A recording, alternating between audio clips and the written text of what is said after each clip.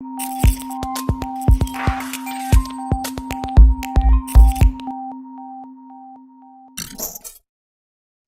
and welcome back to the Arcadian podcast. Today it is episode number 6 and it is February 20th, 2019. Here with me today I have Adam Wolf, Ben Bachman, and Dave Mead, and the topic today is going to be centered around difficulty in video games. A very broad topic today. Mainly the trend of games becoming more accessible as video games are more widely accepted and played in our culture. So a lot of examples of that. Just games becoming more accessible, easier, more watered down, mechanically easier, more streamlined, simpler overall. And then we're going to talk about like why this is happening, or maybe Adam, Ben, or Dave might think it's maybe not happening as much as I do, but we'll get into it in a bit. Trending news. So CD Projekt Red was recently asked if there would be loot boxes in Cyberpunk 2077. They responded that, and I quote here, "If you buy a full price game, you should get a big polished piece of content." I totally agree, so we're going to talk about that. Google is set to make an announcement on stepping into the video game industry on March 19th. That could obviously be enormous news. They have also been rumored to have hired one of the lead engineers on the PlayStation virtual reality team, so maybe they're working on something there. And lastly, for our trending news stories of the day, we're going to be talking about a few Polygon journalists writing about some pretty questionable things in their game reviews that we just don't feel really have an objective part on the game. To wrap up today, we're going to talk about game announcements and releases, Metro Exodus, Far Cry New Dawn, the announcement of Hollow Knight Silksong, and the Nintendo Switch remake of Link's Awakening. Which I'm not sure if there's an announcement date yet, but it just came out like last week. But anyway, let's jump into it. So let's just start off. Difficulty in video games. Like I said, I think that games as a whole, trending wise, have become a lot simpler and more streamlined as more people are playing video games. And I think you can see this in a lot of different areas, which we'll break down in a few minutes. And I don't really even want to talk about like arcade games like way in the past that were like super difficult, and like you could barely even manage to get through like the first 3 levels. I'm talking like your quarters, yeah. Yeah, I'm talking like in the last decade or 15 years. Yeah, what are your guys' thoughts on this trend? Do you guys agree that games are getting easier, or do you kind of see it differently than I do? I am kind of opposing to the idea that the games are getting more difficult. I think there's a lot of reasons that maybe it just seems like this, and I think it honestly has a lot to do with how far game development has come. I feel like video games in the past, back when we were growing up for like PlayStation and Nintendo 64, I mean, you could just specifically cite the controller as being like artificial difficulty right there. We didn't have the joysticks like it to the capability, like the fine movement that we get today. So it kind of made those like popular platformers and things like that back in the day just way harder than playing them now on a joystick. I remember the original PlayStation with like the D-pad. You just couldn't really. You really couldn't nail down anything like too tight a control. That Nintendo 64 Z button and C buttons, I swear you couldn't even hit them. Yeah, you needed like 4 arms to control that thing. So I mean, there's a lot of layers to this question. You're kind of. It seems like you're coming at it from more of a like the technology perspective, like how you control yourself, which I definitely agree that has gotten easier because like things are more precise now than they were. Definitely. Right. Yeah, certainly. But from like another perspective, like actual difficulty of like the game, playing the game itself, I would say I kind of agree with Matt in a sense. Like, so it really depends on the genre of games, right? Because like for me, like MMORPGs, like WoW, Final Fantasy, all that stuff, when they first came out, they were really grindy, like took a lot of time. It wasn't, you know what I mean? They didn't hand you stuff. You had to really like work for it and play a lot. Now, those kind of games like MMORPGs are kind of, one, dying off. 2, the ones that are still around have kind of streamlined into like a more easier player-friendly game. So in that genre, I would definitely say that the games have gotten easier. I mean, granted, yeah, there's still some complexities in the game depending on what aspect of the game you're playing, whether it be PvP, PvE, whatever. But as a whole, I would say those games have gotten a lot more catered towards, like average people that don't have a ton of time to play them. I like that you brought that up. As far as like the RPG and like especially the MMORPG area, I feel like I'm almost positive that RPGs like initially probably more centered around like the JRPG model of like that real grindy, like just countless hours put in for very little gain kind of thing. And I feel like that's how the rest of the world, North America specifically, kind of modeled a lot of their RPGs too. And I feel like that's why you saw a lot of that in the original WoW and the EverQuest and Final Fantasy and things like that, because they wanted to emulate, that's how RPGs were for so long, until they really started to become more like, I guess you could say like Americanized, right? Where less time intensive, more of a reward, that kind of things. I mean, old JRPGs, and even today, there's still JRPGs like that, where you just sink countless hours, and it's just a giant numbers game.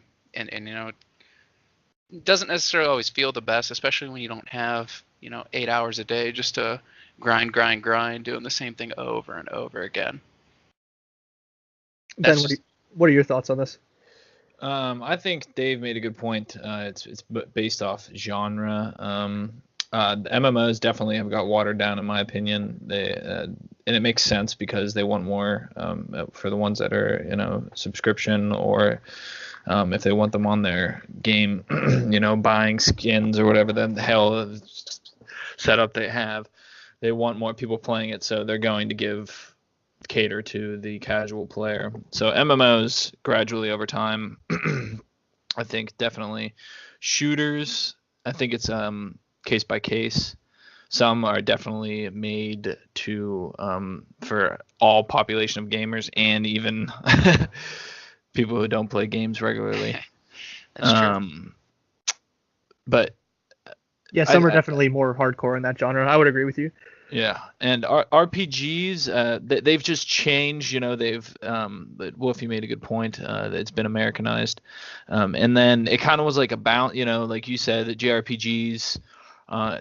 They had that concept. It came over to America. We followed that for a period of time. Some games are still like that, but I feel like we adapted it into, Western idea, adapted it to the action RPG. Yeah. And then that kind of like bounced back to Japan. And then they started replicating like the action RPG. Mm-hmm. But I think those are not easier. It's just different. They're not it's like comparing apples to oranges. It's you can't really compare those. So the RPG realm is kind of MMO is definitely watered down. Do you think like, does the game need to be like, how difficult does a game really need to be like enjoyable, fun? Like what's too much? Well, so like, just to flesh out my point a little bit, and I think that this is gonna like kind of hit on the question that you're asking right here, Adam, is like, when I say easier, I don't mean like in every aspect. Like, I think from the point that you made earlier of like a controller and like having more buttons, like obviously like you're doing way more all the time on the screen now than you would have in the past. Like you're handling like 20 different things at once. So like from that standpoint, like it's definitely more complex now than it's true. Yep. And like there's like shit flashing on the screen. You got like a mini map, and like like if you're playing a shooter, you got like guns and ammo and all kind of shit like flashing in your face all at once. But like from a like completing the game standpoint and a hand holding standpoint of like, like I'm gonna press A on this person and like I'm gonna know where to go, and like the waypoint's gonna show me like exactly where I need to be. Like I need to pay no attention. Like the game's like gonna help me beat itself basically. I think like that's kind of where I'm coming from. Not like so much as like a complexity standpoint, like with what you're doing, but like in like if you want to beat a game nowadays, like a main story of a game, like it's almost impossible not to if you just put some time into it. Right. Yeah, that's true. Yeah, I think agree. Yeah. I agree. So you definitely get the feeling sometimes when you're playing the game, these games, it's almost like it's on autopilot, and Yeah, like you're just I kind of agree. like an Mhm. observer. You know, you're involved in the controls and everything like that, but like you're really being. Yeah, that's a good point, Matt. These are really good. The examples here. I was just the first thing that came to mind when you said that was Elder Scrolls and Yeah. how that Yeah. game has evolved. I got into it. Yeah. Uh, Yeah, why don't you talk Morrowind about like released. Morrowind? Yeah. Yeah, love Um, Morrowind. there was, I mean, as far as Morrowind, I don't want to directly compare it to Skyrim right away, but I mean, you had the journal, which kind of kept track of things that you were doing. But I mean, essentially, when you started that game, there was not like a waypoint, like pointing to like the next guy you need to talk to. Like you had to So sit hard there, navigating in that game. read the dialogue, understand what people were saying to you, Hmm. and it was a lot of reading. And it, when I go back and play a game like that, it's almost like a little frustrating at times. I don't know if I necessarily hate having like waypoints. It just makes it so much easier to put down a game. Well, imagine if you never had the waypoints at all, though. You know what I mean? If they were never there, Well, they I feel weren't. like I there's love that game though. the- It's just I feel like there's positives and negatives. Obviously, like you said, a little bit of you feel like you're freed up a little bit more when you're able to fast travel and have the waypoints and everything. But at the same time, I think immersion into the world is lessened. that's Like true. you said, communication. You have to, and more when you're constantly communicating and you're retaining the conversations because it may tell you which area to go to next or which way you're going to deviate in the story or et cetera, et cetera. Does that really make it more difficult, or is it just like you said, you have to be more attentive? I mean, you can't just. It's not mindless, but I don't know if it was necessarily hard. Just for like another example, like think of a game like Hearthstone, which we talk about quite often. But like in Hearthstone, like when you have a card that you can play, or like if it's gonna like have a special effect with the cards that are like currently on the board, it'll like glow and sparkle like a bright yellow. So like if you miss it, like you're like literally blind. Yeah. And like Okay. it's just kind of like, I mean, that's just another example of this. I Yeah. just think it's like, why? Like why not like, and I'm not saying like this is like necessarily a good or a bad thing. I think like on the one hand, like if you only have like a few hours like during the week to play games, like by all means, like have some hand holding and enjoy yourself and like have fun. But like for the hardcore gamer or like Yeah. for somebody who like uses games to challenge themselves, I think that there aren't many games left that are going to provide that challenge to you. I agree. I can't argue with that. I think you can find some games that'll be somewhat challenging, but if you would go back, for instance, take someone in this generation of gaming and put them back to like a turn-based RPG, like it's just it's what we're dealing with here is it's evolved. This is all the games have evolved, and I've thought about this a lot because I'm RPG, old school RPG fan. Like I love old school RPG. I go back and play them, and I still enjoy them as much, sometimes even more, as I did when I was a kid playing them. So I'm always like racking my head, like trying to figure out like why the hell don't they just like make turn-based RPGs again? Implement the better graphics and everything like that. But it's evolved. The reason and the way that it's evolved is that. Those games were based, how they got people to love them was the story, the music. Mhm. Now they have graphics. Now they have a 3D world that is so interactive and so engaging that you don't need that story. You don't need. There's still some good soundtracks coming out and there's still some good music coming out, but you don't need it. It's not the centerpiece anymore, right? Exactly. So Yeah, that's plus- why plus, they you never have did. with the fan base of video games growing, pretty much by the day. Yeah. It seems like developers developers definitely want to, try to sell the games to as many people as possible. And you don't do that by making it like impossibly hard. Yeah. Right. Well, and just after you guys were talking about that, that kind of gave me an idea. I think a lot of the difficulty depends too on like what you're trying to play in regards to like single player or multiplayer, right? Like single player games now kind of seem a little bit easier.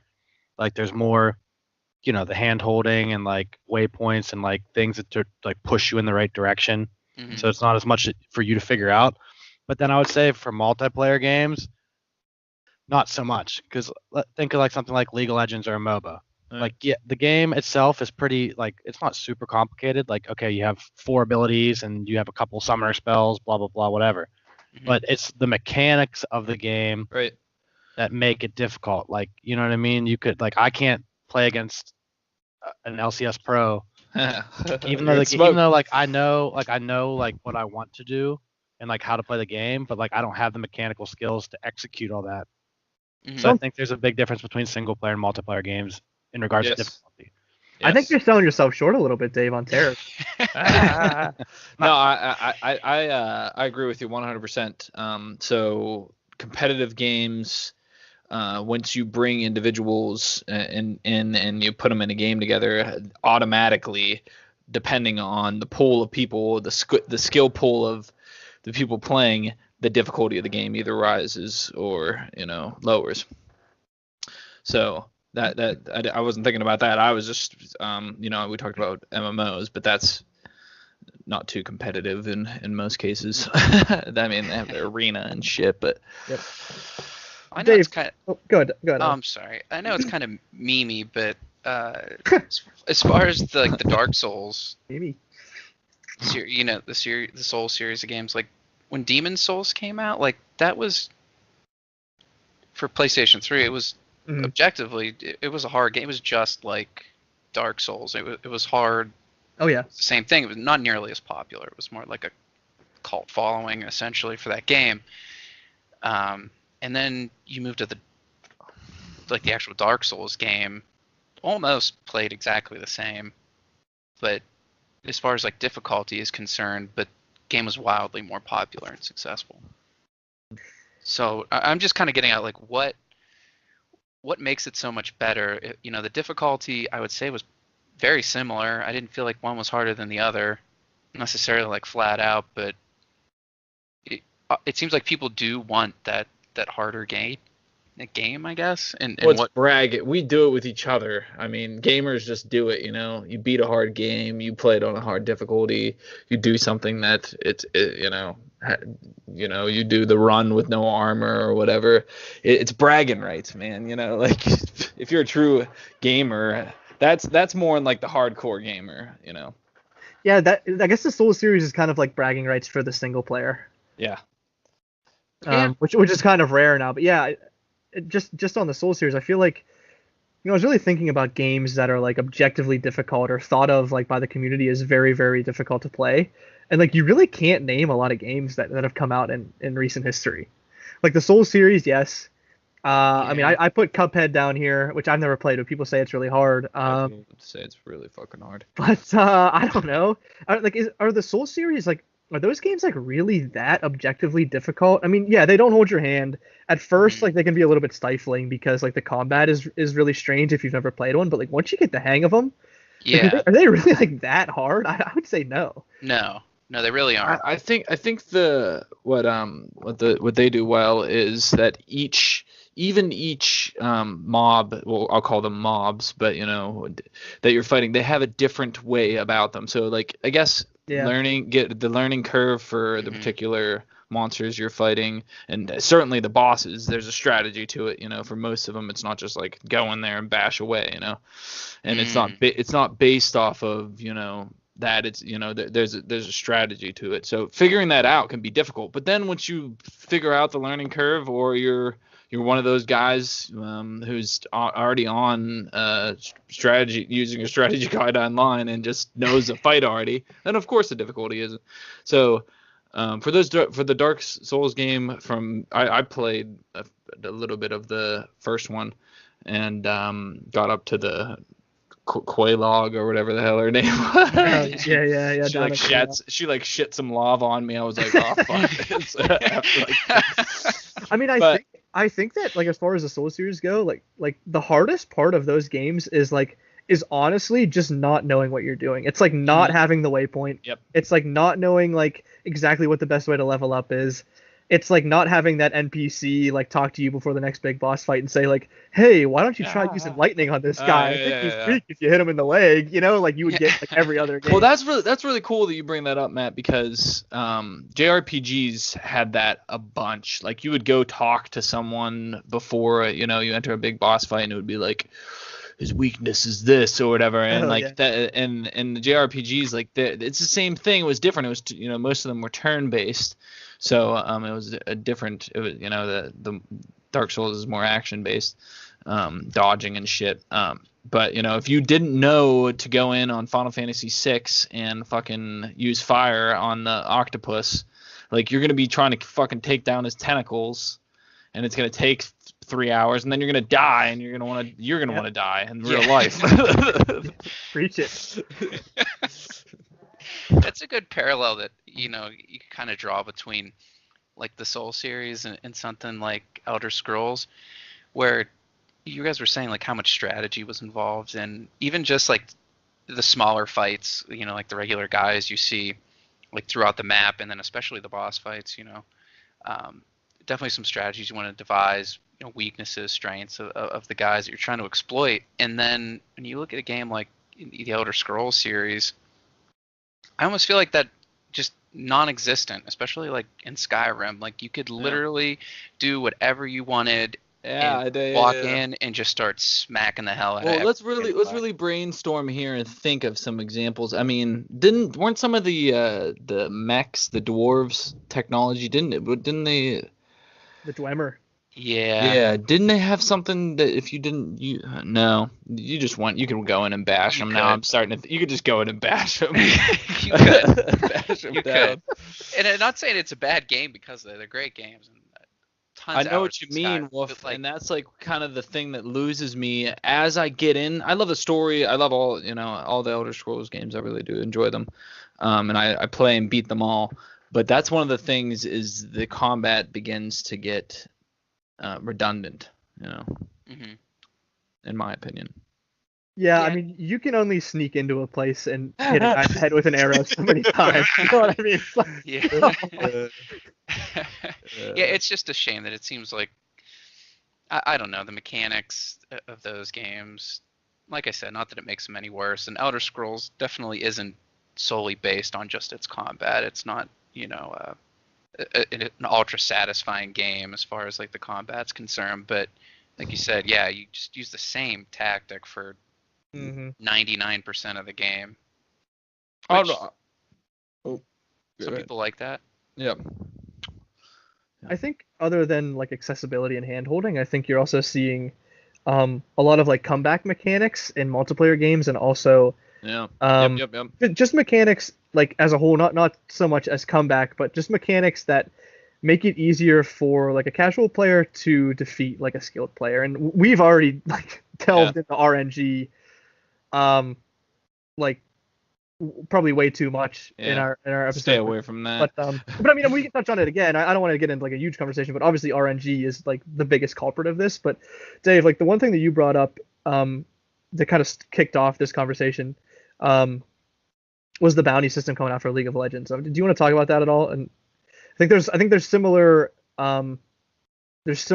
things in other games that are this as well. I haven't heard about this, so yeah, the bounty system. So yeah, like okay, so like basically you can like almost kind of get punished for winning your lane. Like you're in your lane, like you get kills and you're farming better, you eventually are worth extra gold when you get killed. So like if you know what I mean, if you like, it's based on out farming and killing mostly. So say like you dominate your lane and you're winning, and then like somebody can kill you and they literally get an extra 1,000 gold for killing you. And like obviously that's like a pretty big 1,000 gold in League of Legends is a lot of fucking gold. Yeah. Like, that's like, you know what I mean? That's like a third of, exactly, if not more, depending on what item you're getting. But I don't know, it's just kind of crazy that like you're punishing somebody that literally like I just dominated you in lane and now you have a way to, kind of like come back and and I can be punished for beating you. Like it's a little strange when the whole game is built on like snowballing and out your laner so that you're better in the late game. You like get punished for not for CSing properly. Well, or, so I'll be devil's advocate here. Now, Matt made the good point. This game is, it's based off snowballing on people. I mean, that was the game in the past. Like, you win top lane, you pound them on the ground, then you go to the other lanes, you start going in other lanes and killing everyone else, and then you win the game single-handedly. But so the other point of view is that people might have been complaining about that, and like we said, it's League of Legends is kind of unique, but they still want as many people playing their game as possible.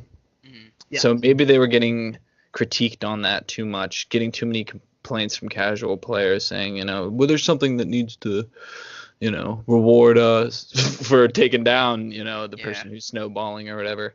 So I think that's why that was implemented. I don't like it. I don't like it. In League of Legends, I don't like it. I think that this is like the mini conversation inside this conversation as a whole that you just talked about. I think that it's that as games get more popular and casual people start to pour in and spend money on games and developers start to cater to them as well, rather than people that play games like, every single day or, most days of the week. And I think that this happens in any industry. This is not just the video games or like any trend. As things get more popular, they kind of become watered down. And I'm not saying that that's like necessarily like a terrible thing. I mean, like you want something that you love to be embraced by more people. Like it's awesome. So like everybody can talk about it. At the same time, you kind of lose that. I don't even know, like I think the word's kind of escaping me. You kind of like lose that edge or that like premium that games had as more people pour into the industry. Maybe somebody else can flesh this out a little bit better than I can. But do you know what I'm trying to say? So as far as you're not saying like necessarily the quality of the games are getting any worse. Like they're still making a quality product, but this accessibility is driving it to the point where these long time the hardcore players just really doesn't get the same enjoyment they used to out of what they're doing right now, which is exactly the hardcore players are like a person who like really really loves to play video games isn't going to be as happy with the products now because like they have to be catered more towards like the not everyday player. Mm-hmm. Yeah. Well, okay. And that's something that I think that's something that goes on in every industry. Like I said, like you can see that anywhere with anything that gains popularity. I think we're just seeing it now in the video game industry. It's an organic thing that happens when there's money to be made. They're gonna broaden they're gonna broaden the skill level, so more people will play the game and enjoy it. Yeah, absolutely. And then to go back on the bounty system real quick, I want to say, okay. So anyone who's playing this game at a high level knows the bounty system's there. So I mean, when it comes to them, like it's like they're not gonna if they're a professional player or they're just a really good streamer or whatever. Like if they know they got 1,000 gold reward on them, they're not fucking gonna die. They're what I mean. Like they're gonna either start to play safe and just take advantage of the team making bad moves or et cetera, et cetera. So I think the bounty system, from my perspective, it's like fuck this, because if I start doing good and I give up that 1G or that 1K to fucking someone, I'm pissed about that. I don't know if you have to worry about ever being worth one. Good. One thing we didn't. To further expand on that though, okay, you're gonna play safer now because you're worth more gold, but like at the same time you're playing safer, so like you're not being as aggressive as you could be. Yeah. And, like you're stronger than the other person, so like you should be able to be aggressive and beat the shit out of them, right? Right. Yes. But now you're maybe going to be a little less aggressive because you don't want to give up. You don't want to be in a scenario where you're kind of like out of position or whatever, being aggressive. So you die and then give them the bounty. No doubt about it. It changes the game totally. Mm-hmm. Just the system added in totally changes the game. But I will say, high cap play, really high skill cap players, they're gonna figure it out. They'll figure out the fucking system. Well, and like even like if you know what I mean, if I'm like laning against like fucking Sneaky, it doesn't matter if he's worth 1,000 gold, he's still gonna beat the fucking shit out of me. You know what I mean? Yep. Again, Dave, I think you're really selling yourself short, man. I saw Sneaky on stream talking about the god Tarek. He was really scared. She's been climbing pretty fast. Yeah. Meteoric Does rise. Tarek still have just the regular ass stun? Yeah, Huh? the east, but yeah, you can the It east like goes in a line now. Yeah, it goes in line. Oh, you can hit multiple people. It's even Yeah, more you can hit OP. multiple people with it, and whoever's linked with your W, it shoots out of them too. Oh yeah, that shit's ridiculous. So you can like kind of lock somebody in. Yeah, they Okay, outplay potential. off topic there. So. Oh, but what, not to like totally change gears here, but as far as just the way that, as far as difficulty is concerned, the way that developers have kind of just tried to combat this, and something we really didn't see, especially like in original video games, was varying difficulty levels. Right. In games. Right. And that I see that, to me, it seems to have like varying levels of success. In most games, it feels like when you up the difficulty, nothing really changes other than whatever you're fighting gets more health or does a little bit more damage. Mhm. Yep. It doesn't become like a more involved fight. Yeah. Really, it doesn't. It changes your strategies, but in a game like The Elder Scrolls, but generally in a worse way. Yeah. I feel like you're playing a little safer. I was gonna use good. This is good to come in here with this. I was gonna use The Witcher 3 as an example because I was playing it on normal and then I knocked the difficulty up and that's all the difference was health and they hit fucking way harder and that's it strictly. So yeah, right. And like for example, like Call of Duty, like it was the same fucking game on every difficulty except on the easiest one, the AI was literally just brain dead, and they wouldn't even fucking know you were trying to kill them. Yeah, I think they turned into stormtroopers. Yeah, and then on veteran, like if you literally like poke your head out, you're just dead. You can only take like one bullet and you're dead. Which is a good point. Is realistic, but like in a video game, you can't like be one guy versus like 1,000 guys and just like not get shot one time. You know what I mean? It's the same in Halo too. Like even if you'd play on heroic, like that's the way like the game was like more meant to be played, I think, and it was like fairly hard, but it was like very manageable. You'd play on legendary, and it would take you like 2 hours to get through a mission. Not that it wasn't fun and enjoyable, but it was just like you could only really play through that one time. It was just nuts.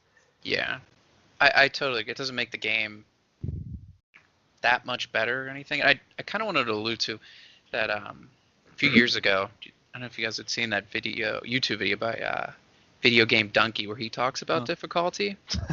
And it's honestly, he makes like a really good point in it that so you may have these varying levels of difficulty, but really the developer has in mind, a set level that, this is the way the game was intended to be played.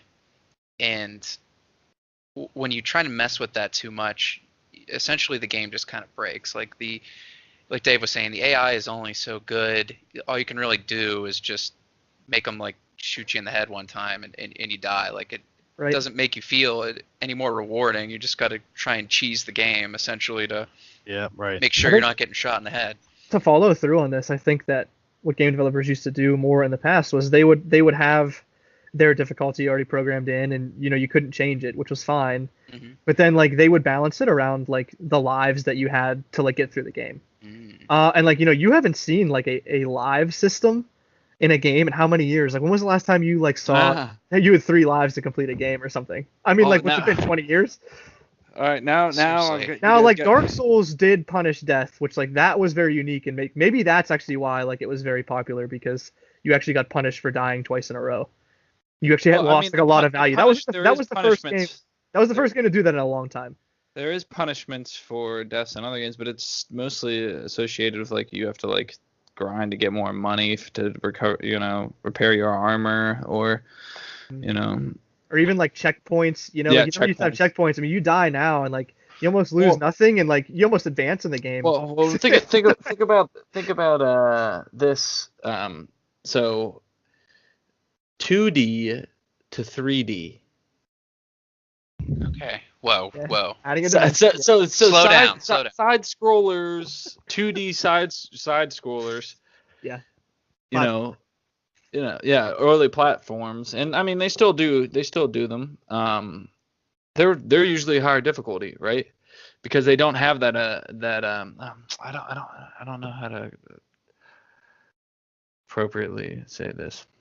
They don't immerse you enough, so the difficulty it's all about grabbing attention, right? I mean, you know what I mean? Well, Getting your attention. Those games are more I want to say like mechanically balanced. I think that's why they feel harder, is because like everything is tied to like precise movement, where like in a 3D world, like a free roam world, like you don't have to worry about like where you're moving really. Yes. You know, you can just kind of like do like whatever.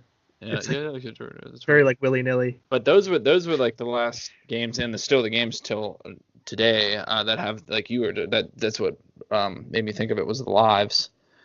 Yeah. But that's a totally, I mean, here we are again with it differs for genre, but I mean that genre, those games are fucking hard sometimes. Like even Super Mario, you know what I mean? Or, yeah, definitely. Another newer thing that you really just couldn't do back in the day. Games when we were growing up, either you couldn't save or you had very defined save points on your limited space memory card. Nowadays, and it's really hard not to do this, where a hard fight's coming up or something, or you get all these auto save checkpoints, or you save right before the fight. You just keep reloading and keep going at it. Absolutely. And obviously you can put that limitation on yourself. I'm not going to reload and do like a no death game or something. But the casual it's there. It's hard not to abuse. And honestly, I think it takes any difficulty that might have been there when you could just get a million attempts at it, like one right after the other. I think that really takes it down as far as, is this really a difficult game, or is this just the save and reload fest that so many games have turned into? I think Dave made a really good point by saying that the game developers who are producing these games and shit, they have an idea of the level cap that they're going for. Mm-hmm. And that's basically where it's derived from. And genre.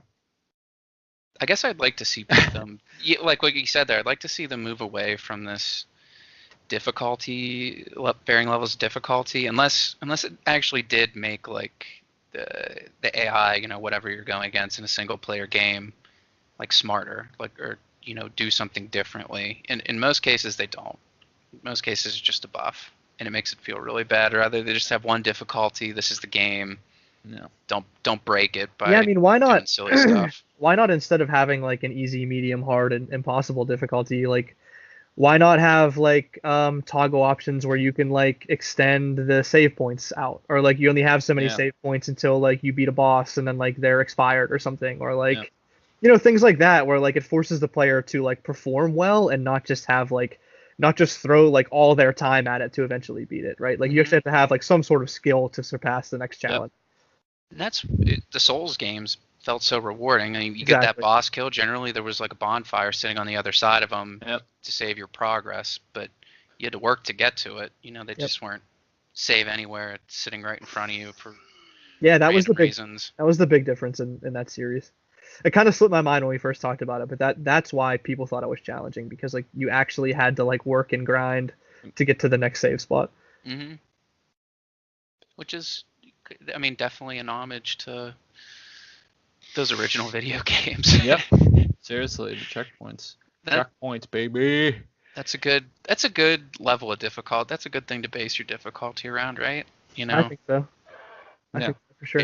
It feels so rewarding when you finally do get that kill, and you on that boss, and you get the save, and you can like put it down and finally go to sleep or something. It's I just don't know, like we had or I had talked about it earlier, like the evolution and the people that are playing the games. It just seems like the instant gratification is such a driving factor as well. People don't want to have to, even though it might feel better to get to those positions where you're at the checkpoint and you just beat a hard boss and you had to grind before to get whatever you needed to beat the boss. Like, even though that feels good, like people don't know that particular feeling, that their main feeling is the instant gratification that they're just constantly getting with these fast-paced games. That's a hard line to Yeah, exactly. not to cross, where, do you make it so difficult that, some of your player base never gets to see the whole story unfold, like the end of the game, the final boss. Hard thing to balance, huh? Exactly. I mean, I'm sure, you spend all this time making this video game. You don't want to make it so impossibly hard that, 5 people see the ending. Yeah, and then three of them would be us. So it's like, yeah, who exactly. would, or 4 would be. I'd say probably just one. Yeah, then you have to listen to the podcast to hear about the end. Yeah. Be Say unfortunate. just one, probably me. Yeah. Do you guys have any other points you want to make on difficulty? I think we beat this down pretty good. We beat it. Hardest. I mean, I always think of We beat the podcast. the topics that we have. I always think of things later in the week but won't come to me now.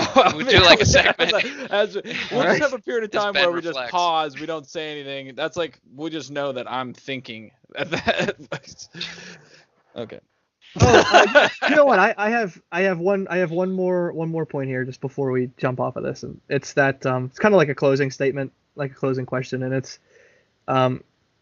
first that it's not like good or bad that this is happening. It's just a trend that's going to keep occurring as more casual players play video games. And I guess I just wanted to ask, do you see like a rise in popular difficult video games coming back ever? Like, do you see this ever shifting back even for a short time? And you did see like a rise in popularity with the Soul series. It seemed like a lot of people bought those and played them. Do you ever see like a massive shift in the industry towards this, or are we kind of going to just keep going in the same direction of things getting a little bit more accessible? Probably accessible, I think, just because a lot of things, really everything's about making money, right? And you want to reach the biggest, broadest audience you can. And probably the best way to do that, because like we think from like a more hardcore perspective, and obviously there's hardcore gamers, but there's way, way, way more casual gamers, right? Yep. So. Yeah. Yeah. Yeah, you got your Candy Crush. Yeah, It's a hard game. Crash Royale or whatever. Whoa, easy on Clash Royale. I know, but my last thing is that I forgot what I was gonna say. All right. Wolf, you go.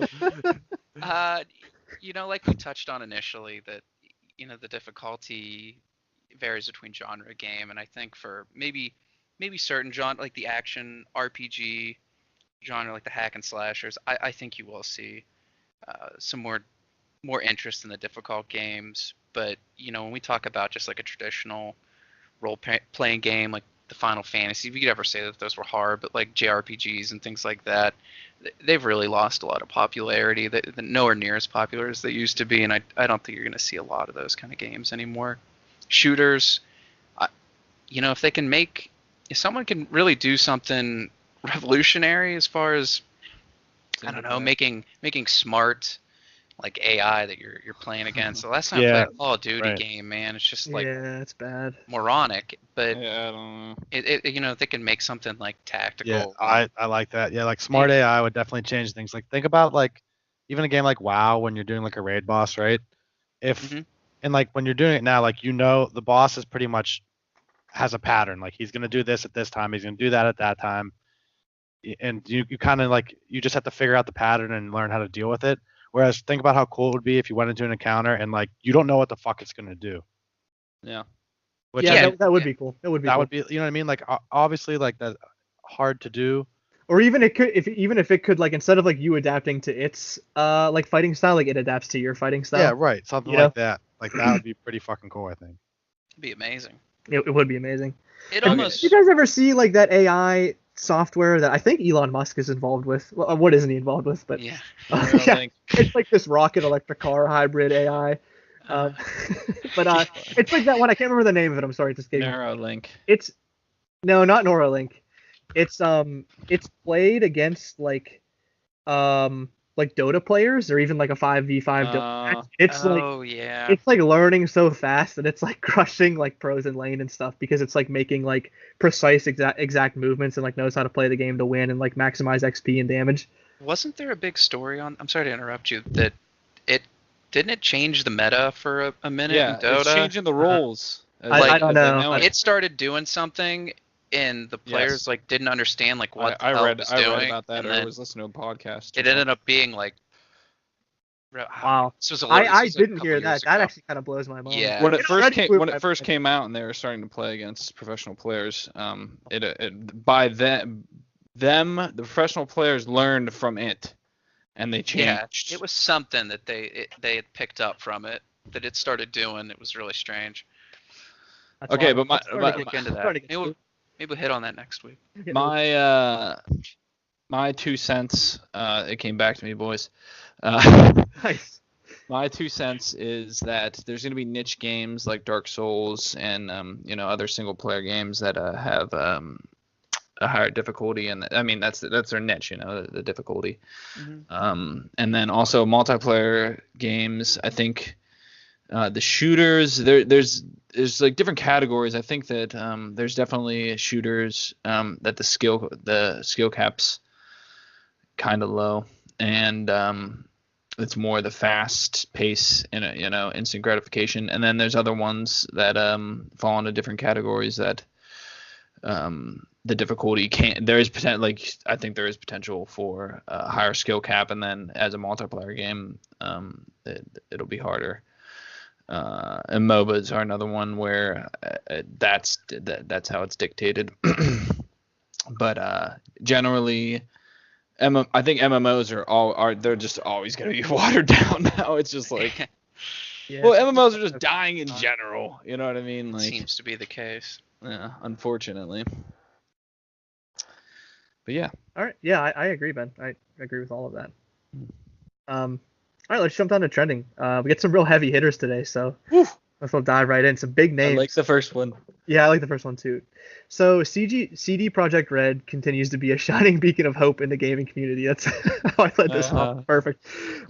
So okay, like I said in the intro, they were recently asked if there would be loot boxes in Cyberpunk 2077, and I know I already read this quote, but let's read it again. It has a really nice ring to it, I think. And they said, if you buy a full price game, you should get a big polished piece of content. Man, it's music to our ears. It's exactly what we've been saying. I feel like. You know what everyone else has been? If you buy a full price game, you should get a big polished piece of shit. There we go. Yeah, you're right. They were also asked if they would consider an exclusivity deal with the Epic Games Store, which they immediately said that they would never do. So CD Projekt Red is now reported to be worth a little over $2 billion thanks to their Witcher franchise's success. My points here, I think this shows that developers can still have a ton of success with like an older model of just making a passionate single-player game with a great story, great characters, no microtransactions, and just like putting their passion into the game. And I feel like all of the fans are so excited about Cyberpunk 2077 just because they know the developer and the publisher aren't going to screw the game up. They're not going to rush out some piece of garbage, filled with microtransactions that they don't want to buy. Like they're going to buy it for $60. It's going to have a few DLCs that are going to cost $20 that are going to be like basically more than full games are now anyway, content-wise. Mm-hmm. And I feel like, the main thing of the story is just that treating your consumers still pays off in the long run. And I wish more people would see this. Not to totally hijack this, but no, go ahead. CD Projekt Red, are they publicly traded or are they private? I believe they're private, Dave. And I think that might have something to do with your points too. Yep. If you're not publicly traded, then you're not satisfying investors as much. I mean, they're still investors to some extent, but if you're not on a public market, there's not as I would say there's probably definitely not as much investor pressure to immediately make money and return capital, right? Right. Yeah. So I think being private kind of lets them kind of do their thing a little bit more. Awesome. And develop their games and do what they want to do because there's no there's no outside pressure. Like they're privately owned. They do what they want to do. I believe they're also based in Poland. I don't know if that matters or not, but they're not a domestic company. I don't believe. I don't know if you guys can back me up on that. I'm pretty sure. Yeah, I'm not they're from somewhere over there. They might. Is it CD? Let's look it up. Here we are. But I don't want to get too deep in this. I just want to say I love what their idea with this. Just make a good game. Ooh. Yeah, I Ooh. think it's. What's up? They are a public. Oh, they are public. Oh. Yeah, and Are they you're traded? right. Warsaw, Poland. They're in Poland. Yeah. I wonder if they're traded now.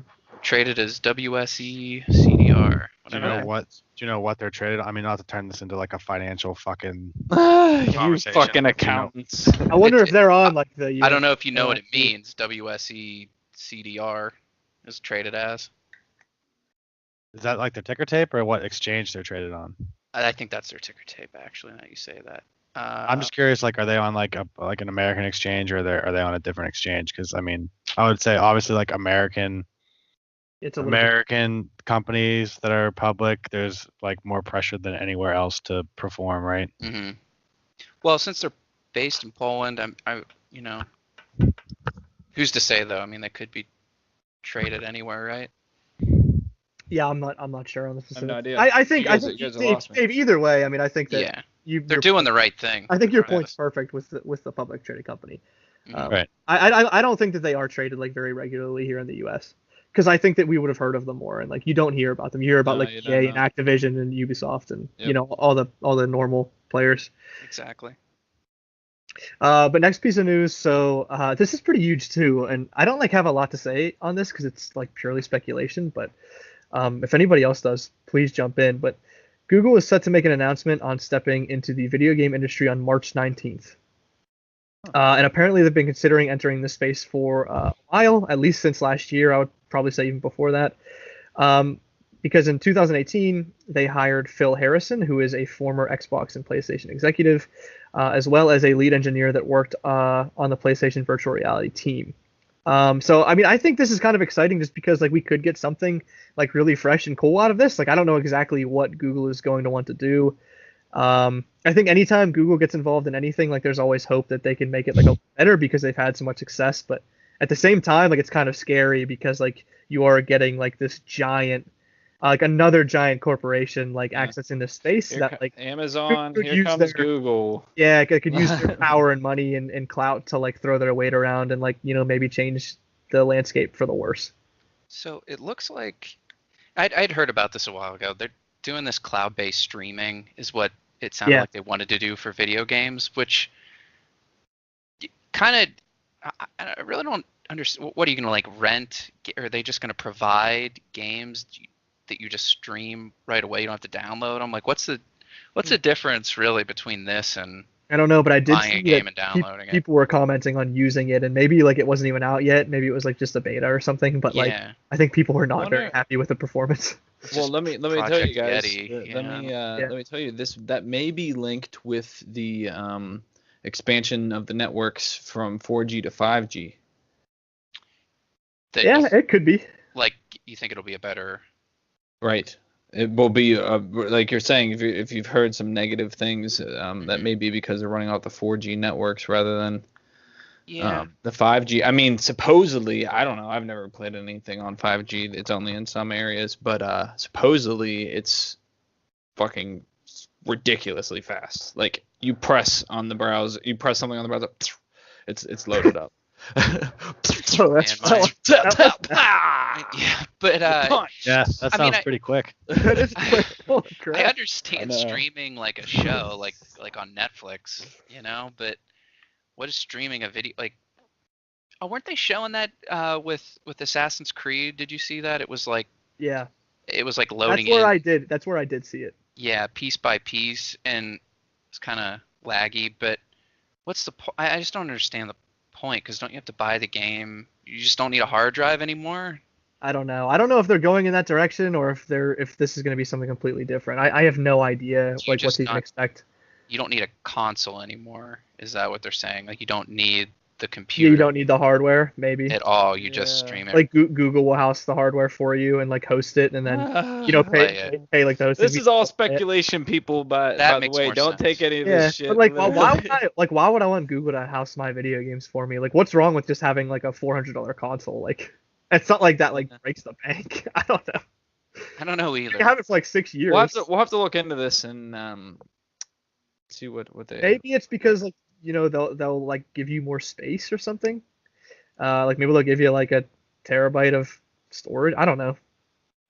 It does seem a little strange to me. I mean, this reveal could be completely based on this streaming or hosting, whatever they're going to be doing. I think that like it could potentially even be like a partnership with like them and like somebody else, like Sony or Nintendo or something. Like I have no idea. Or like maybe it'll be something in virtual reality since like they have that lead engineer. Yeah. I honestly, it could be anything. I just thought it was Who knows? exciting to talk about. Yeah. What was it? The glass. Be interesting to see. Google Glasses. Maybe we'll see I think they're out. HUD, and you can VR. like The VR. VR HUD for your life. Didn't they say off How could I have been so blind? What did they say about the Amazon MMO, that it was racist? That was Ooh, man. Polygon wrote that article. Like, what? Polygon wrote that article. I think Polygon wrote that article. Yeah. They said it was racist because like there was too many white people, and like and other races were underrepresented or something like that, or And I don't know. What are we I don't know. talking about? I didn't the new Amazon MMO. There was an article. I think it was like Matt said. I think it was Polygon, but they had said that the MMO. Oh, hang on. Let's save it. Let me introduce this next topic and then let's lump it in because it's going to tie into this. Let's go to the next one. Because I think it was Polygon, and I've got actually. I'm looking it up right now. I've got a lot of beef to settle with Polygon. Yeah, let's go. Anyway. So like, okay, let's just slide into this topic like very gently here. Yeah. I feel like a lot of I've been reading lately a lot of articles, I think from a lot of sources, but the 2 and now possibly 3 since Ben's interjection here are actually going to be based on these Polygon articles that I've read. And I feel like I'm reading things that objectively just like don't make any sense to be in video game culture, especially not like when you're actually like objectively reviewing the game. So this first one was an article that was about the new Jump Force game that came out. I don't know if you guys saw it. It's like the anime fighting game. Looks amazing. So this was actually an opinion piece, and like, you know, I get it. If Polygon like wants to have these opinion pieces on their page, like that's totally fine. Like it's their website, their company, like, and it's not an objective review of the game. Yeah, so right. And if fine. you're advertising it as an opinion piece, then yeah, and it was you know what I mean? was in the opinion pages, so like that's fine on this one. The article was just talking about like how there's only 3 female characters out of 40. Right, so like, you know, and the article went on to compare, like, make all of these comparisons in other fighting games that have recently come out. So they said, like, in Jump Force, there's 7.5% female fighters. In Dragon Ball FighterZ, there's 9.4. Marvel vs. Capcom Infinite, you have 13.9, and then Super Smash Bros. Ultimate, you have 16.4. And I mean, I don't know. If this kind of analysis, like this top-down analysis, like this actually kind of reminded me of what we talked about in the last podcast, when like somebody's looking at something like from the outside and they're saying like, oh, well, the CEO makes $20 million and this guy makes 60,000. Like, look at the disparity. How can this be happening? Like, what is the reasoning for this? Mm-hmm. But anyway, to move on to the next one, and we can talk about this, you know, lumped in with like all of these topics as a whole. This one was like a little bit worse for me just because it was the Apex Legends review. And this was written very, very recently. This was not an opinion piece. And this is just one paragraph out of the rest of the review, so it's not like he's just talking about this the whole time. But, you know, he points to like that there's only 8 characters and there's 4 people of color and there's 2 LGBTQ characters, and he calls this, you know, a heartening first step in the industry.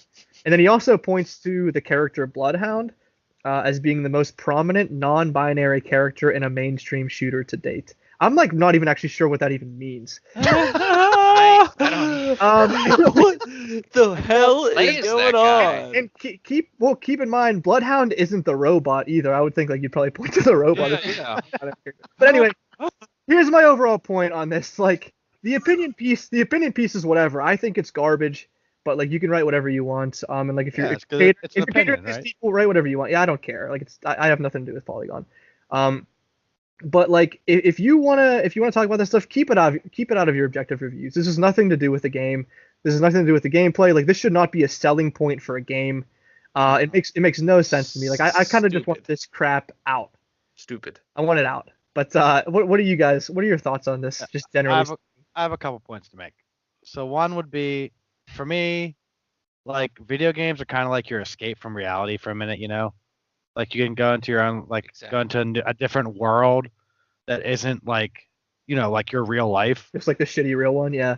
Right. So, but then like I go into my game and then there's like, then like there's political like stuff in regards to current political climate and like all that shit. Like I don't want that. I want to be in a different world. That's why I play them. Right. I want feel to the same escape. I want to feel the same escape exact- reality, right? So that's my first beef. And then my second beef would be like, I get it, LGBTQ, whatever the fuck it is. That's fine. Like if that's what you got to do with your life, that's fine. Like everybody can do what they want. I get it. I'm cool with that. It's just, it seems like when they do this stuff, they're catering to a very, very, very small population of people and making them like seem like a majority. Yes. Do you agree with that? Right. Mhm. And Yeah, I would agree. that I think is kind of it's just crazy to me that I a agree with. smaller subsection of people is getting like treatment like they are the majority. Yeah. Which, I mean, like I said, I don't like do your thing, be happy, do what makes you happy, but just you know what I mean, like just like don't ruin it for everybody. That's all I'm saying. I think what like kind of makes me like more frustrated is the fact that it's in the objective review, but it's like to make this like to write about this like this is like a problem in the industry or that this is like a main selling point for Apex Legends that like 6 of the characters are like very diverse out of the 8. Like obviously nobody like gives a shit because like it's the most popular game right now like by a landslide. Yeah, only Like, because they have a I feel like if people prominent non-binary character. Right. yeah, I don't think Stupid. I don't know. I just feel like if it were really like this big pervasive issue, like if like all of the people that play video games are like all these like sexist like piece of garbage people, like then they wouldn't be playing Apex Legends. But like I mean, we all love the game. Like everybody seems to love the game. I just don't know why it's pointed to as being like this like massive undertaking. It's like what are you talking about? So I can tell you why all this is happening. Mhm. Because all these journalists come from the arts and humanities, and they come from a point of view that they have a narrative, and they believe that it's true, and they cannot be convinced otherwise with reason or with with facts. They have the narrative, and they're going to go with it, and they want the narrative to be pushed. They want everybody to be indoctrinated into this idea, into this way of thinking, and they're implementing this in their mind. They believe this, and it may not be their, they may not even talk about it in their everyday, but it's their schooling is in direct correlation with their job. So they think that once they move into the job atmosphere and they have that schooling, it's like it's already part of their initiative. They're gonna do that, and they want people to be indoctrinated into the same kind of thing. And it's kind of natural if you really think about it. It's kind of natural. Like you want people to think the same way as you want things. You don't want to force them to, but like that's why we try to convince people of things. But that's what they're trying to do. They're trying to indoctrinate you into this idea that it should be equal between genders, even in these like what a good point, Dave. Even in these worlds that are made up that we're supposed to escape to, that are made by these people who it's their art and it's their interpretation of what they're making here, and we would need to get in that and change it. It's like no, you're stepping over the boundaries. You're putting these people in a position where they feel compelled to have to change their stories and everything like that. It's not fair, and it's the worst thing I dislike about this is it's imposing. It's strictly imposing their view on other people, and it's kind of just like it's displayed in this way that it's like it's just our perspective. No. Well, yeah, it is your perspective, but stop imposing on people. Yeah, it's very underhanded. Adam, what are your thoughts? I feel like we probably said a lot of what you had to say, but well, no, I a couple points here. Like Dave was saying, you want to escape, and if I want to escape to a world, I want to escape. All right. If I want to escape to a world that's like 95% men, why do they have an issue with that, right? Wouldn't they kind of like this kind of thing? But not as a jokingly thing, but the Jump Force one in Dragon Ball Fighters, like, how stupid do you have to be that kind of parallel?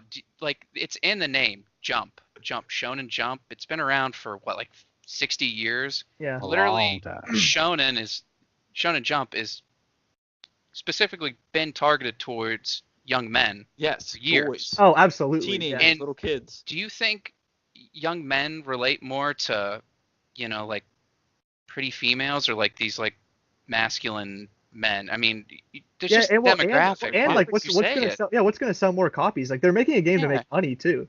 Yeah.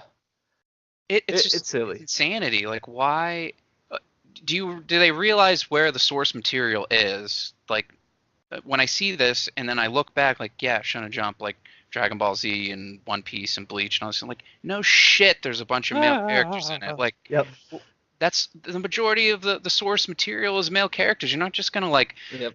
force like shoehorn in a bunch of these like either A, fake, or B, just like irrelevant characters into a game just to, I don't know, does this really make you feel better to Yeah, that have one that in the that one game? game, which I mean, I think Shonen Jump is actually like a terrible game. So like, yeah, so like you can have like a 50-50 split in this like off game. Yeah, right. But oh, sorry, Wolf, were you not done? No, it's just mind-boggling. Like Ben, you were saying that they really are. They're trying to make you feel. I don't know. You're trying to make us feel bad for wanting to play a game with male characters, or a game that doesn't have a non-binary character. And that Bloodhound guy, I don't know. He's Jamaican dude. He's a Jamaican dude. Like, no, he's the guy. He's like Crow. Yeah, he's the Crow. He's like the tracker. Yeah. It sounds like he has like a man's voice. I thought it was just some guy wearing a helmet. Like, what is this? That's like, what is the difference? You could just say he's non-binary. There's literally no difference. He could have been like, it could have been like Samus or something. You know, like you don't know who's under that mask. It doesn't really matter. I thought of a really fun game to play here with you guys. And I actually might laugh too. I don't know. I might not even be able to get through this, but I'm going to try my best. So like, whenever the journalist talked about Super Smash Bros. Ultimate being 16.4% female, I wanted just to name off a few characters and see if you guys thought like where she categorized these. So like, let's start off with the DLC character, the Piranha Plant. You think that was categorized as a woman? Would you say? I don't know. What do you think? What do you think she categorized? Wait, I need a list of these characters. I'll be able to tell you. Oh, what was it? Piranha Plant is definitely going to be male. You think male on the Piranha Plant? Okay, how about no, transgender. How about the Duck Hunt duo, the bird and the dog, from the old Duck Hunt game? Nuh-uh. The dog has to be a dude. Heterosexual, both heterosexual males. Okay. It could be a. Are you gonna tell me what they actually were category? No, I actually don't know. I just thought it'd be fun to speculate.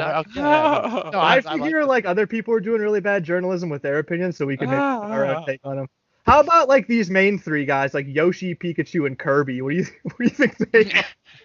Yoshi's definitely. I think Yoshi might actually be a girl. Jigglypuff. Jigglypuff's a girl. No, dude. If you've seen in the newer generations of Pokemon, I mean, you can have male and female just about all the Pokemon. So this is a. What was it? Yoshi, Jigglypuff, and who was the other one? Pikachu. Pikachu's a dude, a little boy. Okay. He's a little boy. How about Rob? And when I say Rob, you probably don't know who I'm speaking about, because this is the robot from like WALL-E. It even looks like it's actually, his name's not Rob. It's capital R.O.B. Rob. Gotta be a guy, huh? But anyway, Rob. Butch. I would say non-binary for Rob. Non-binary. Really butchy, I'd say. Yeah, I don't know. I obviously, it's really funny, but I just wanted to kind of point out like how like fucking ridiculous this is. It's silly. It's a game for kids, and like it's a bunch of these like character like King K. Rool, like this crocodile, like what? I see a male like Ridley the pterodactyl. Like, come on, like give me a break. The goddamn animal. Give me and everybody else in the world a break with this garbage, please. It's bad. It's horrible. Please. I just want to make one point though. The developers are going to continue to cater. They're going to continue to add LGBT, and not based off their story or based off of the art that they're making. They're going to do it because they know that it's not going to affect the people who are already here are going to play the games, and it might draw in people who are that's a good point. Strictly so narrow-minded and shallow, strictly because of that. It's really silly, and they'll keep doing it. At least the big name ones will continue to do it. Like Apex Legends, do they even have backstories on these people? They're just like you just put into the game and you just play. I can't stand the characters. Bloodhound is probably mine because he's non-binary like me. Yeah, So it he just doesn't accept the male female thing. He won't be categorized. No, like he's had enough. He's Won't been be out there in the jungle. He realizes what. He Like, won't be Well, labeled. don't say he. You know. Yeah. He, No, she, it's a we. it's a sure. It's Well, a anyway, her. let's close this conversation off, and Yep. I'll just close off with saying, like, I just Vomit real quick. closing statement. I think that I think all of us and pretty much everybody is fine with any characters or any demographics being in any game, as long as it makes sense to the story and it doesn't feel forced. Yep. And as long as it's not written about like it's like championing like something. It's a video game. Like, let the developers make what they want and let people enjoy them how they want. Yes, please. So let's jump down into game announcements and releases. So Metro Exodus released on February 15th, as well as Far Cry New Dawn. These are both like fairly like huge titles. I know we talked about Metro Exodus like having like all of that, you know, stuff go on with them releasing solely on the Epic Store and stuff like that, and you know, maybe players not buying it. I looked everywhere for sales data on this. All I could find was like physical copies from the UK, which like Wow. obviously we really don't care about. So like, have you guys seen any gameplay on these? Are you excited for these? I've honestly heard nothing. Just to go off of advertisements, I saw on YouTube like at least like half a dozen, maybe more times Far Cry New Dawn on YouTube. Okay. Video game ad. The Far Cry's really pumping out a lot of games, aren't they? Oh, isn't it crazy? I actually Kind heard- of like COD, aren't? I had actually read that the sales for New Dawn are down, or expected to be down like big time. I think like from this saturation, Adam. Yeah, I think people are just tired of playing them. Well, I also They're funny, but I don't know. to go back to the it seems like a feminist like women are badass. Let's go. It does kind of give you that vibe from the cover. Yeah, but I don't know. I haven't played the game. Guy, I haven't heard action anything. I haven't watched star. anything. I just watched that ad that was like there was a lot of women shooting guns and riding in like a dystopia world or something like that. Also on the list, Hollow Knight Silksong was just announced. It's the sequel to the original Hollow Knight. And you play as Hornets. I don't know if you guys have played Hollow Knight before. It's a game that I like absolutely love, but no, nobody. No, I it's don't- involved. I I don't can see know. this Silk Song. Okay. Well, I'm really excited for it. Yeah, I guess I kind of just threw this in more for me, but I think it's going to be a great game. Like I always love hearing you talk about it, Matt. yeah, it's you know what? Like we talked about Resident Evil 2 not being worth $60 content wise last week. Mhm. Hollow Knight was $15 on release, and it had so much content, it was unbelievable. It was like the best price game like in the past decade. It was such a bargain. The remake of Link's Awakening on the Nintendo Switch was just announced, and I kind of wanted just to talk about here. Like, I feel like we've talked about a lack of innovation and a lack of graphical innovation in the gaming industry as a whole. I feel like we're gonna start seeing a lot more remakes, solely for the fact that like fans already love the IP. Like, it's a pretty risk-free cash grab, right? Yeah. Yeah. It's Final Fantasy VII I- too, but Yeah, I think it's been it happening really already. is. It really is. I mean, I played the original Link's Awakening a lot. Man, did I struggle with that game, but I don't know. I don't know if I really feel enthused to play it. I know people love the IP and everything, but a lot of these remakes of games, I generally prefer the original. That's how I feel in most cases.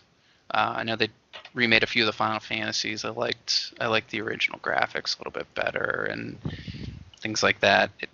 Not always the best thing, but people are definitely going to buy it for sure. For sure. Oh yeah, absolutely. Yep. It seems like unless you like really mess up a remake, like you're always gonna kind of make your money back because it's like the fans are gonna eat it up, especially if it was a popular title to begin with. Hmm. It's an old game. People haven't probably played it in a long time unless you're still speedrunning it or something. But Right. that's about. It'll really open it up for new people to enjoy an old game. That's kind of cool. I like that idea. Yeah, me too. And then last on the list, the newest battle royale that came out to challenge, Fortnite, Tetris 99 came out the other Woo! You What the guys- hell is? Talk I don't about even know what oldie. that is. You haven't seen any gameplay of it. I was watching it for like 5 minutes and I turned it off. It's just like Tetris. 100 people are playing like Tetris at once, and every time you clear a line, like it'll like shoot like the other person's screen, and like I forget exactly what it does. It would like put blocks onto their screen, or like just like shake it up so they can't see, or like it'll move faster or something. But yeah, so I just came out. It's kind of cool. Yeah, I'll see you guys on. I feel like I just read something about the guy, wasn't it, that made Tetris? I believe he was. I might be totally wrong. I'm pretty sure that this is correct. Like a Russian guy who had made Tetris, and he actually didn't like see any royalties from the game. I think he like made it in like the mid '80s, and he didn't get anything from it until like the late '90s or something crazy like that, just because of like. It's the highest selling game He was- in the history of mankind. Yeah, just because of where he was living, and I believe Russia at the time. Wow. Didn't work out for him, but I'm sure he's rich now. You know what the number 5 best selling game of all time is? I just saw it today. Hmm. PUBG. What? Kidding me? No, like over 50 million copies sold. Excuse me. Yo, can I get a fact check, please? I swear, where was I looking? It's a yeah. pioneer game, In boy. the fucking dumpster, bro. I know. I feel like it said a lot of people in China play it. So. Were you on Polygon's website? Oh, you're Oh. right. Speaking of You know what? I was Polygon, on Polygon a lot today. real quick, I know we already left it, and it's hard. We're going back. But so Polygon, the criticism of the Amazon's new MMO. Listen to this. Is because it's an imperialism Right. game.